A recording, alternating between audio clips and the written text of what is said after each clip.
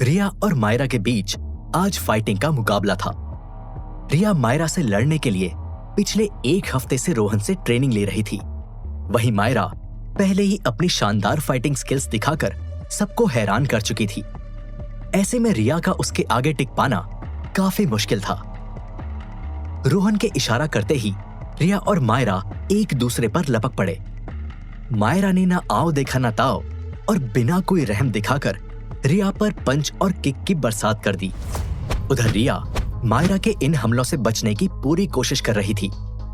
कभी वो साइड हो जाती, कभी नीचे झुक जाती, तो कभी ऊपर हवा में उछल जाती। इसके अलावा वो अपने पैरों और हाथों का इस्तेमाल करके मायरा के पंच और किक को ब्लॉक भी कर रही थी। कुछ मिनट तक ऐसा ही चलता रहा। बस तुम्हें खुद को बचाना ही आता है, हमला कब करोगी? मैं बोर हो रही हूं। रिया से फाइट करते करते मायरा बोली। मायरा ने यह बोला ही था कि तभी रिया ने मायरा के पैरों पर अचानक से अटैक कर दिया। इससे मायरा का बैलेंस बिगड़ा और वो गिरते गिरते बची। लो, मार दिया, अब खुश? रिया ने ताना कसते हुए कहा और फिर मायरा पर अपने किक और पंच की बरसात कर दी। हालांकि मायरा इन सभी हमलों से आसानी से बच रही थी। रिया समझ गई कि ऐसे बात नहीं बनेगी, उसे कुछ और करना होगा। तभी रिया मायरा से बोली, गेस व्हाट, मैं कल रोहन के साथ डिनर पर गई थी, बड़ा मजा आया। ये सुनते ही मायरा को गुस्सा आने लगा और फिर वो रिया पर और भी आक्रामक होकर हमला करने लगी। ये देखकर रिया हल्का सा मुस्कुराई और मायरा से बराबरी का मुकाबला करने की कोशिश करते हुए बोली, और पता है डिनर पर रोहन ने क्या किया? उसने मुझे अपने हाथों से खाना खिलाया। रिया की तरकीब काम कर रही थी। मायरा का गुस्सा अब आउट ऑफ कंट्रोल होते जा रहा था। वो गुस्से में अपने मूव्स पर कंट्रोल नहीं रख पा रही थी। उसके मूव्स पहले से ज्यादा आक्रामक जरूर हो गए थे, लेकिन रोहन और रिया से जलन की भावना के चलते वो फाइट पर और ठीक से फोकस नहीं कर पा रही थी। बस रिया इसी बात का फायदा उठाना चाहती थी। फिर उसने मायरा को और भड़काते हुए कहा, और तो और रोहन ने मुझे प्यार से गले भी लगाया था। रिया के मुंह से ये सेंटेंस सुनते ही मायरा के सब्र का बांध टूट गया। उसने रिया को गुस्से से उठाकर पटक दिया। फिर रिया पर एक के बाद एक हमला करने लगी। इस बार रिया मायरा के वार से नहीं बच पा रही थी। तभी रिया बोली, तुम चाहे कितनी भी कोशिश कर लो मायरा, रोहन तुम्हारा नहीं होगा। देखो अभी भी कैसे उसकी निगाहें तुम पर नहीं मुझ पर टिकी हुई हैं। रिया की ये बात सुनकर मायरा ने पलटकर रोहन को देखा। बस रिया को इसी मौके की तलाश थी। मायरा का ध्यान भटकते ही उसने जमीन पर लेटे हुए ही अपने पैरों से मायरा को एक जोरदार किक मारी। इससे मायरा दूर जा गिरी। फिर रिया फौरन खड़ी हुई और मायरा के ऊपर जंप करते हुए उस पर मुक्कों की बरसात करने लगी। इस बीच वहां चेतन, हितेश और मयंक भी आ गए। वो तीनों भी रिया और मायरा की फाइट को ध्यान से देखने लगे। रिया जिस तरह से मायरा को पीट रही थी, वो देखकर मयंक को अच्छा नहीं लगा। वो उसे बचाने के लिए बीच में आने लगा, लेकिन तभी रोहन ने उसे रोक दिया और रिया मायरा के फाइटिंग मुकाबले की बात बताई। उधर रिया अभी भी मायरा पर भारी पड़ रही थी। मायरा ने रिया पर फिर से पलटवार करने की कोशिश भी की, लेकिन रिया के अंदर तो जैसे जीत का भूत सवार हो गया था। वो हार मानने को तैयार ही नहीं थी।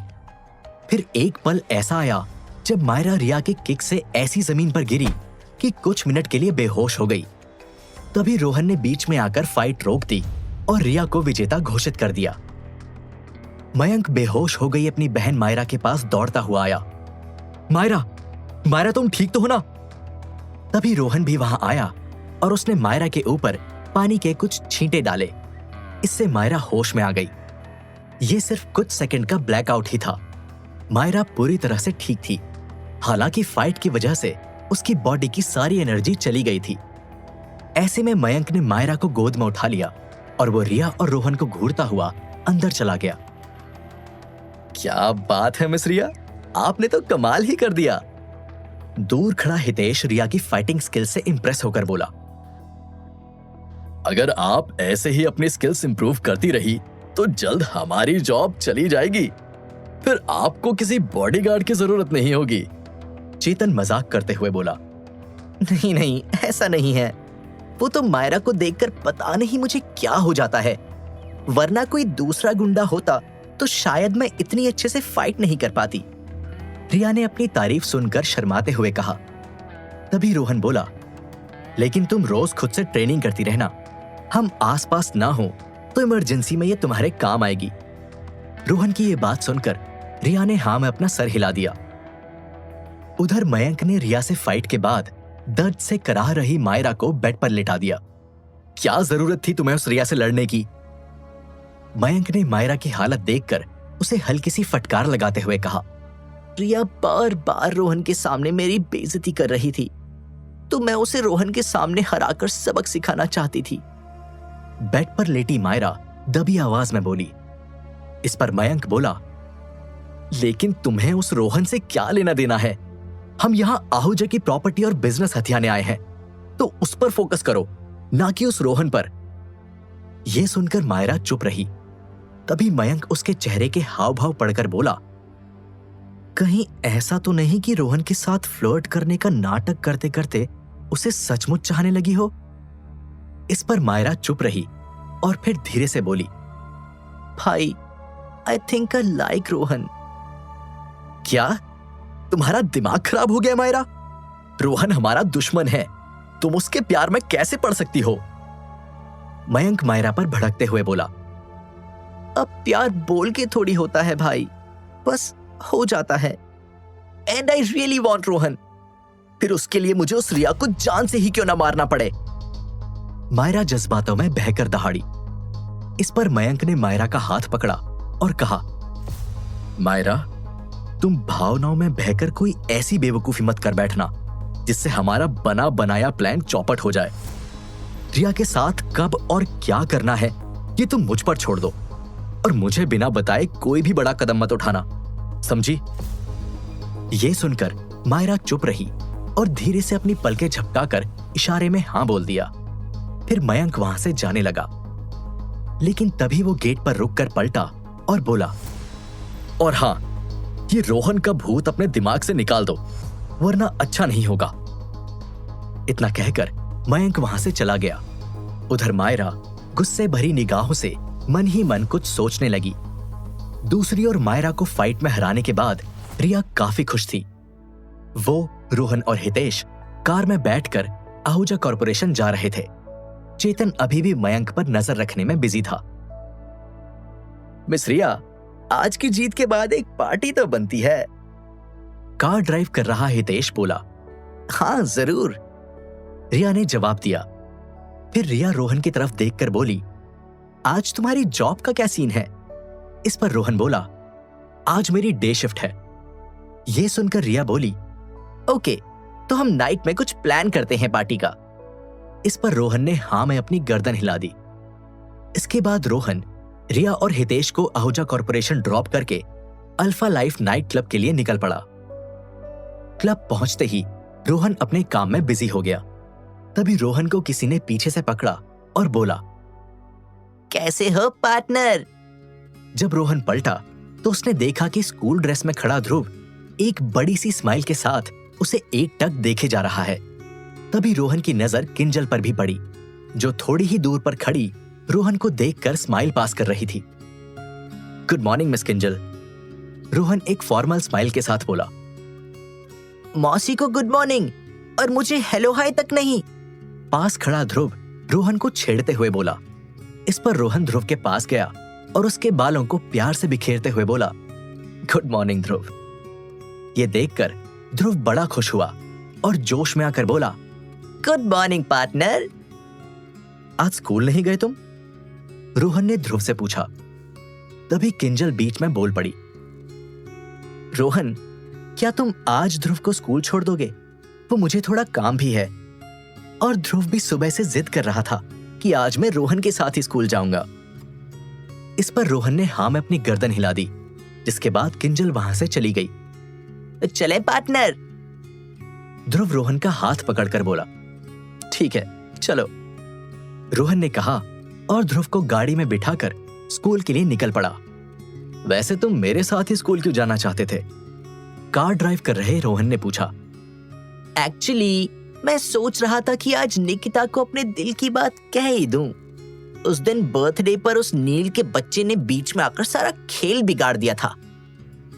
ओह, तो मतलब तुम निकिता को प्रपोज करना चाहते हो? रोहन ने पूछा।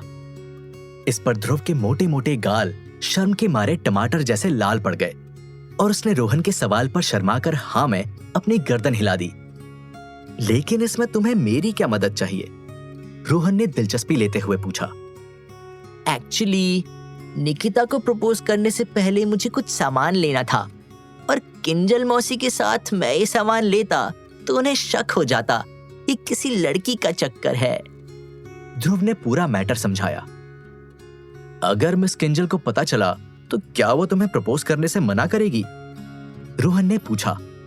इस पर ध्रुव बोला, नहीं, ऐसी बात नहीं है, लेकिन मौसी के सामने मैं निकिता की बात खुलकर नहीं कर सकता ना, मुझे शर्म आती है।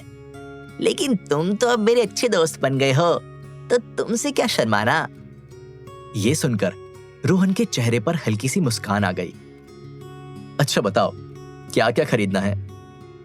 रोहन ने पूछा। वैसे मुझे भी कोई आइडिया नहीं है, मैं फर्स्ट टाइम किसी लड़की को प्रपोज कर रहा हूँ। तुम बताओ, तुमने तो बहुत सी लड़कियों को प्रपोज किया होगा। ध्रुव रोहन की ओर देखकर उससे पूछने लगा। इस पर रोहन बोला, नहीं, मैंने आज तक किसी को प्रपोज नहीं किया। ये सुनकर ध्रुव हैरान रह गया। क्या? लेकिन क्यों? क्या तुम्हें अभी तक कोई लड़की पसंद नहीं आई? इस पर रोहन चुप रहा। फिर ध्रुव बोला, अच्छा, समझ गया। तुम इतने हैंडसम हो तो तुम क्यों प्रपोज करोगे? लड़कियां तुम्हें प्रपोज करती होंगी। इस पर रोहन बोला, कुछ लड़कियों ने वैसे प्रपोज किया था, लेकिन मैंने ना बोल दिया। क्या रिया ने भी तुम्हें प्रपोज किया? ध्रुव ने दिलचस्पी लेते हुए पूछा। लेकिन यह सवाल सुनकर रोहन सकपका गया और बोला, मिस रिया मुझे क्यों प्रपोज करेगी? इस पर ध्रुव बोला, क्यों नहीं करेगी? मैंने उस दिन उनको ऑब्जर्व किया था। आई थिंक वो तुम्हें पसंद करती हैं। देखना, एक ना एक दिन वो जरूर अपने प्यार का इजहार करेंगी। ये सुनकर रोहन चुप रहा और एक पल के लिए इस बारे में सोचकर ऑकवर्ड फील करने लगा। तुम ये सब छोड़ो और ये बताओ कि सबसे पहले क्या लेना है? रोहन ने टॉपिक चेंज किया। जवाब में ध्रुव बोला, जहां तक मैंने फिल्मों में देखा है, लड़का प्रपोज करते हुए लड़की को गुलाब का फूल, गिफ्ट, टेडी बियर और ढेर सारी चॉकलेट्स देता है, तो हम भी यही खरीद लेते हैं। इस पर रोहन ने हाँ में अपनी गर्दन हिला दी और कुछ देर बाद ध्रुव को वो सारा सामान दिला दिया। फिर ध्रुव और रोहन वो सामान लेकर स्कूल आ गए। इधर ध्रुव जैसे ही कार से उतरा, उसने देखा कि निकिता को भी उसके पेरेंट्स कार से ड्रॉप कर रहे हैं। ये देखकर ध्रुव की धड़कनें तेज हो गई और वो फिर से रोहन की कार में जाकर बैठ गया। क्या हुआ, वापस क्यों आ गए? रोहन ने पूछा। मुझे डर लग रहा है, ध्रुव कांपते हुए बोला। डरो मत, तुमने वो ऐड नहीं देखा, डर के आगे जीत है। रोहन ध्रुव को हिम्मत देते हुए बोला। तभी ध्रुव ने गहरी सांस ली और एक हाथ में गुलाब का फूल और दूसरे में चॉकलेट्स और टेडी बेयर लेकर निकिता की ओर बढ़ने लगा। रोहन भी वहां से जाने के बजाय ये देखने रुक गया कि अब आगे क्या होगा। ध्रुव निकिता की ओर बढ़ ही रहा था कि तभी अचानक से उसका क्लासमेट नील आया और उसने ध्रुव को धक्का देकर उसका सारा सामान गिरा दिया। फिर नील ने जमीन पर गिरे ध्रुव का कॉलर पकड़ा और बोला, निकिता को प्रपोज करने के बारे में सोचना भी मत। तो अब क्या होगा आगे? क्या करेगा ध्रुव? क्या उसके दिल की बात अधूरी रह जाएगी? और रोहन का क्या? वो इस सिचुएशन को कैसे हैंडल करेगा? जानने के लिए सुनिए सीक्रेट मिलेनियर का अगला एपिसोड।